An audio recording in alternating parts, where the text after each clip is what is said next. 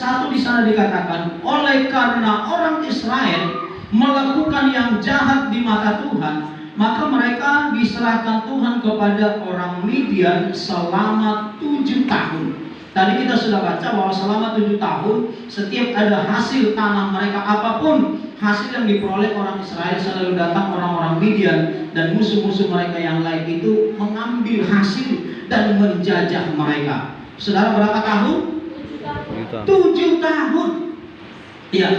Sebelum kita lanjutkan, saya mau jelaskan arti menyerahkan mereka. Dalam ayat 1 di sana dikatakan Tuhan menyerahkan mereka.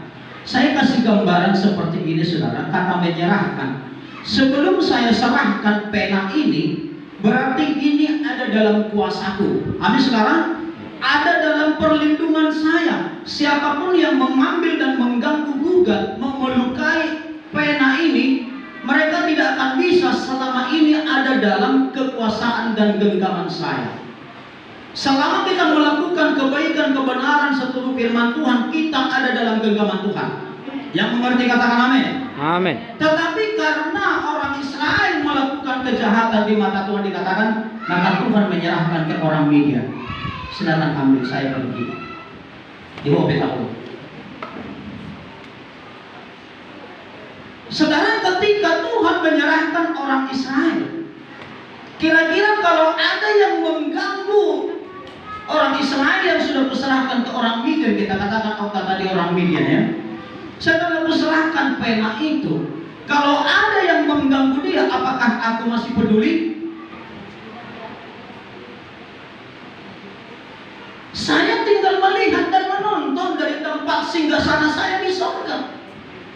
Saya lihat orang Israel itu diperbudak segala macam. Realitanya pada akhirnya nanti orang Israel berseru, maka Tuhan mengirim Gideon dan memilih Gideon untuk menolong. Tapi sebelum itu, saudara, saya mau jelaskan. Setelah orang Israel diserahkan, kata diserahkan berarti dilepaskan, dikeluarkan dari perlindungan totalnya Tuhan.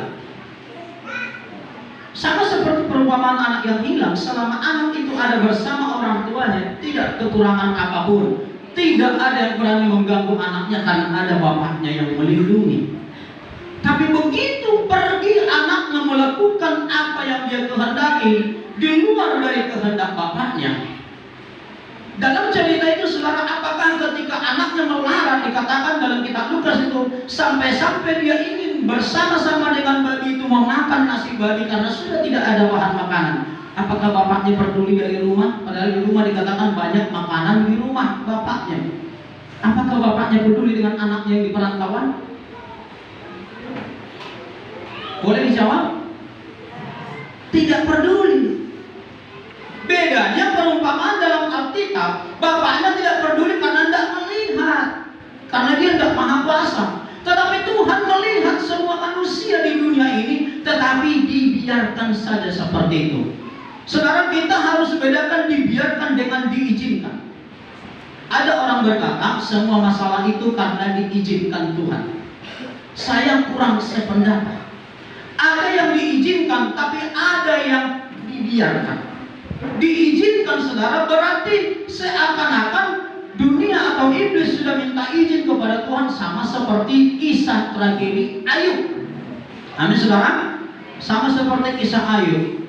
Tetapi kalau kisah seperti ini tidak diizinkan tapi dibiarkan, namanya sudah dilepaskan. Dibiarkan mau hidup apa adanya, mau hidup seperti apa, apapun yang mau dikerjakan dilakukan, Tuhan membiarkan dan tidak mencampurinya lagi.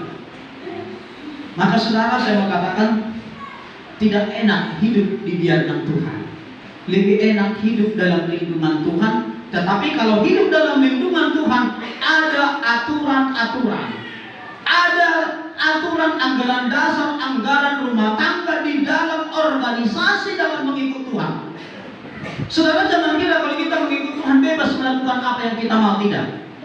Buktinya ketika orang Israel melakukan pelanggaran di hadapan Tuhan, orang Israel diserahkan kepada orang Midian, 7 tahun menderita. Kalau saya perhatikan manusia 1 tahun saja menderita. Tadi pagi semalam ada yang telepon saya, katanya mertuanya